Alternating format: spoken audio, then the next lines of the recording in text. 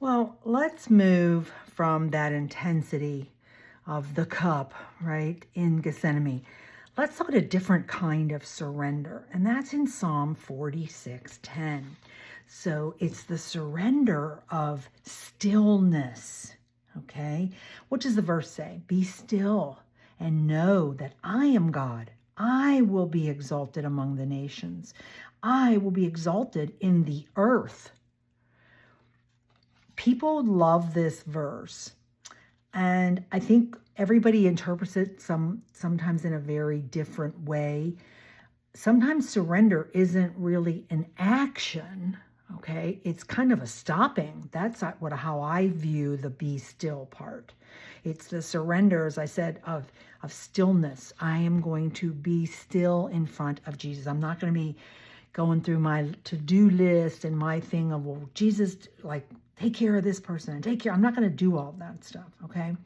So my insight is that surrender in this version that we're talking about, it sometimes does require a physical and then a spiritual stillness in the midst of a chaotic garden of life.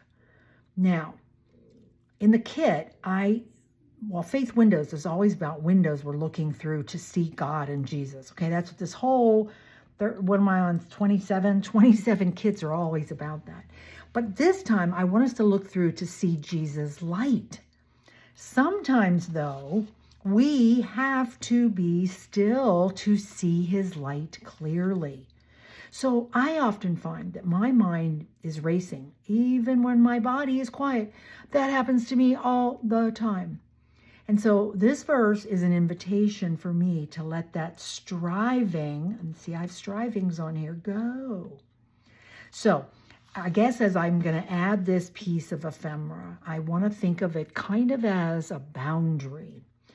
I need to leave my worries at this gate, right, before I walk through, so that I can enter the quiet part of the garden. See how I make, now this is AI, but I make it based on what I want it to look like.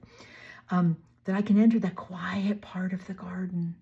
So I think I might tuck this little tag behind, I don't know, we're going to figure out where we're going to put it, but I want to choose to stop worrying today. As I said, the thing that's really pressing on me now is finances. So here we go again, I'm going to choose to move forward from that. So if you look at the observation of the verse, remember we're doing the inductive Bible study technique here. The observation is that this is a command that has two fold, right? Stop striving, that's the be still, and then acknowledging his identity. Know that I am God, okay? And the interpretation is we cannot truly know God's power until we stop trying to handle everything on our own strength.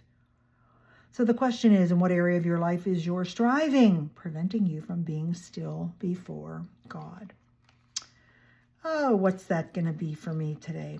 I want to say it's still part of the finance thing, but I think there's another part now that I think some of the strivings that I'm on is I have not been part of a physical church, a local church, for quite a few years. COVID stopped me from going to the church I was going to. And then when we were allowed to go back, I watched them online and things like that. But then God opened my eyes 2 years ago that church was a new thought, new age church, and I didn't want to be there. And then doing the whole Truth Tuesday series that Debbie and I just did really confirmed that for me. So I had to find a new church, and that took me quite a few months. So I found a excellent church. Why is it excellent? The two things that I was looking for that I would confirm that you need to look at: the church that you're in, do they do this? Or if you're looking for a church, number one, the worship music. I was going to a church that was very contemporary music, which, of course, I love all those songs. I've been singing them for a very long time. But God opened my eyes that whole worship was about me, me, me. Oh, I feel this and I feel that. And it was entertainment. It was phenomenal. The lights and the back screens and all that, but it was really entertainment. They were not pointing me to God. They were pointing to me, well, how do you feel? And doesn't this feel great? So that was one of the reasons I wouldn't go back to that church. So the church I'm going to now, that was the first thing I noticed when they have a choir and they have an orchestra. But all the music that we do and sing is always pointing to God, to Jesus. to worshiping him, not about me, and it's not entertainment. Number 2, the second thing that I was looking for was when the pastor stands up and does a sermon or a message or whatever you want to call it. Is he really focusing on God's word? Or is he giving like a TED talk? Well, here's how I think about this, and here's all about my life, and these are my experiences. And then he throws in a verse at the end. That's not where I want to be. So the church that I'm going to, he goes through, we're going through the book of Genesis. We're only on chapter 21 right now. And the whole message for the hour is that whole chapter. And so he's doing inductive Bible study with us. So that's why I'm going to that church. So look at your church and ask those questions. Do you see that? Is it a TED Talk? Is it entertainment? You might want to rethink. I'm sure you got friends there and you're going to say, but Diane, all my friends are there. But you really need to look at, if it's pressing heavy on your heart, could be Jesus trying to talk to you that you're in the wrong place. You are not where he wants you to be. Okay, so I said all that to say about my striving. Well, now that it's a new church and I'm going to a Bible study on Thursday nights, I joined a training session that just finished. That was 6 sessions on Wednesday night. So I'm kind of striving there for them to see my faith because I'm brand new. They don't know me. And I have to be careful. I'm not doing it for them to see me or to give me, I'm being very honest with you. I recognized that a couple days ago. And I was like, whoa, slow down, Diane. Just slow down. So that's what I am going to be looking at more. So here's our scripture art prompt, which was a garden gate left slightly ajar, leading into a misty moss green path. And inside that window, we're going to tuck a list of the strivings that I'm leaving at the gate. And I'm going to write that on the back. Again, I haven't done it because this actually is private. I'm going to write it on the back. So we've got our number 2. We've got our tab. We've got our Bible verse. We got our notes. I'm thinking what I'd like to do now is maybe use one of the little pocket tucks from the kit. And isn't this perfect? It's on top of the music that says, according to thy gracious words. Remember thee and all thy pains and all thy love to me. Yea, while a breath, a pulse remains, I will remember. Oh, I'm so happy I picked that piece of music. It's perfect in here. Doesn't it fit? Hopefully you have music paper. Okay, we're going to put that on. Now, if you're brand new to my channel, and maybe this is the first Faith Windows series you've watched, I hope that you're noticing that, yes, I'm showing you how we're going to use ephemera, and that's all the fun stuff, isn't it? It is the fun stuff of junk journaling. But hopefully what you're really getting out of this is that, yes, we can add ephemera, but it needs to be focused on what? We're not going to have an empty journal that's, quote, pretty with lots of pretty things. We are going to have a journal that will be a record of my time spent with God, going deeper in the topic of what? Of going deeper in the topic of surrender. Okay, how are we going to put those in? Oh, maybe we could do a belly band. What pieces do I... Oh, I actually have a piece that could be a belly band. Would match that. Or, look at this. We could trim this down. Or, let's see what else we have. What else does Diane have? Do I have any more ribbon? Oh, wait, why don't I just use a piece of paper? That'd be a good idea. Let's do that. Okay, let me get my paper scraps out. I'm so in love with this kit. When I was putting it together, I thought, it's actually pretty plain, Diane. You actually do more things. And then I, went to the Bible study and I was like, wait, Diane, this is a very solemn, we are going into the Garden of Gethsemane. It helps if I cut straight, doesn't it? And so that's not all about bright, shiny, 50 million things. It's about that kind of stillness that we just talked about, isn't it? Okay, look, there is our belly band, and that will totally work. Okay, so, you know what we could do? Wait a second. Let me grab some stamps. I pulled the stamps out, and then I went, no, there's too much stuff going on there. I don't need stamps on there. So we're going to put the number 2. And then I thought about, wait, this is about going into that darkened garden, right? And we're trying to shine the light that we just talked about. So I prefer that. Now, one of the things that I think I mentioned to you, I do have it written on the first page of all my kits. You need to read that because I tell you exactly what page to print on what kind of paper, okay? Because I want you to be successful and not waste your ink. Now, on this paper, this is fussy cuts, right? And I tell you, print it 2 different ways. Print it on cardstock, which I have, okay? And then I print it on clear matte sticker paper.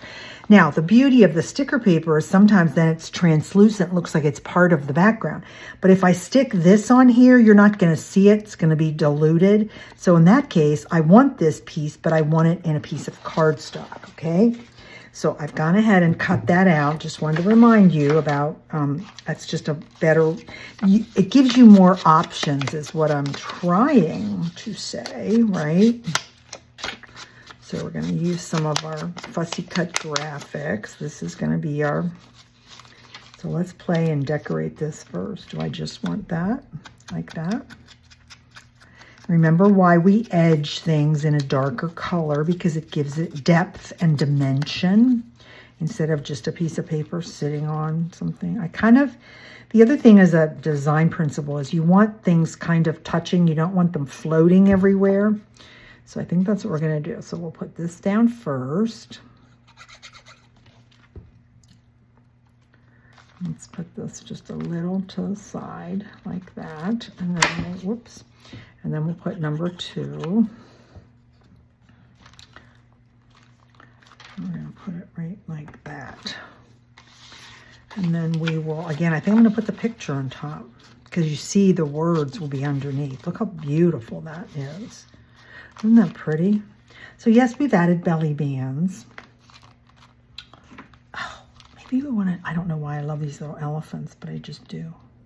Maybe if we put some washi tape across the bottom, maybe that would be kind of fun. Oh, look how cute that is. Let's do that. Although it's weird that I said cute because I'm really not a cutesy person. I don't like cute things. Like, I hope nobody ever called me cute or sweet. Those were the 2 words I recognized in my 30s. Don't call me either one of those because I'm not that. Because, of course, don't forget, I was raised during women's lib. Okay? And women's lib was all about be strong, be tough, and be on your own, be in control. So do you see why I don't like those 2 words as a description for myself? Yeah, I don't like those. I think I am kind. I'm not saying I'm not. Anyway, that's just an aside. Whatever, Diane. Okay, let's go ahead, and I'm going to come down pretty far so that this doesn't go flipping out every time we turn the page, right?